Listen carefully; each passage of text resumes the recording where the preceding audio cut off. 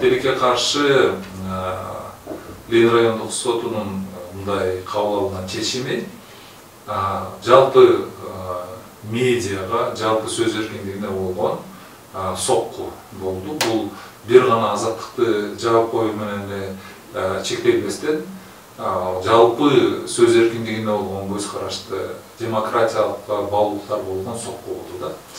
Азаттык менен гана жабылуусу менен эле чектелип, ошол бойдон эле сөз эркиндиги токтоп калат десе, бул аябай жаңылыштык болуп эсептелет. Анткени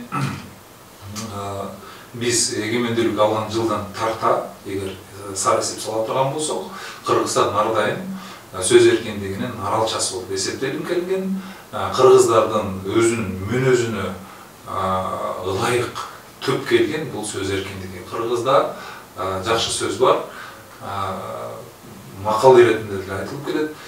Сөз атасы келгенде айтпаса, сөз өлөт депчи.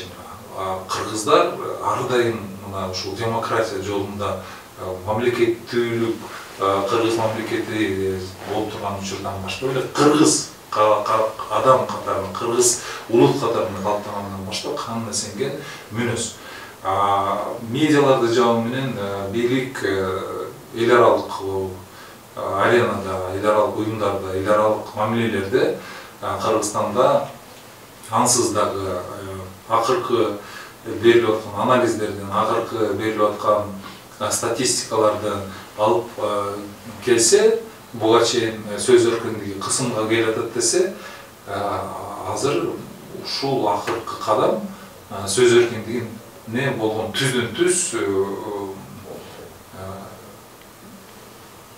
сөз эркиндигине болгон түздөн-түз мындай каршылык көрсөтүп атканын далилдеп койду да.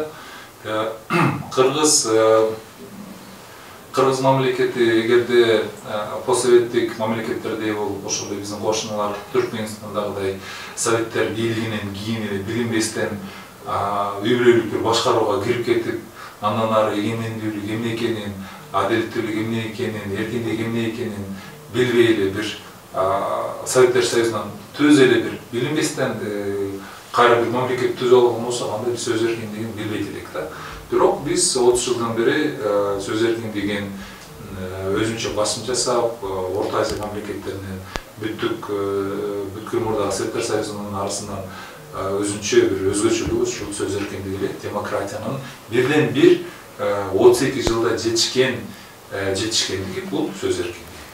Ал эми бүгүнкү сот аркылуу жабылып жанагы 70 жылдык тарыхы бар медианы жабышы, азаттыктын жабышы, бул кыргыздардын мүнөзүнө сиңип калган сөз эркиндигин алып коюу дегенден алыстын. Азаттык азыркы заманда, азыркы интернет заманында жабылып калса дагы ошол бойдон редакциянын өзү жабылбайт, маалыматтар буга чейин кандай берилсе ошондой эле бериле берет. Эл маалыматты алат, бийликтегилер кандайдыр бир сын пикирлер, кандайдыр бир кайрылуулар, кандайдыр бир сунуштардын бардыгы бул азаттыктын аянтчасынан дагы деле уланып берет. Анткени согуш жылдарынан кийин Советтер Союзунун укмуш цензура болуп турган учурунда деле азаттык радио катарында маалыматын жеткире алчу. Азыр интернет заманында азаттыкты сот аркылуу жаап койгондун өзү жумшак айтканда бир аз келе солук болот.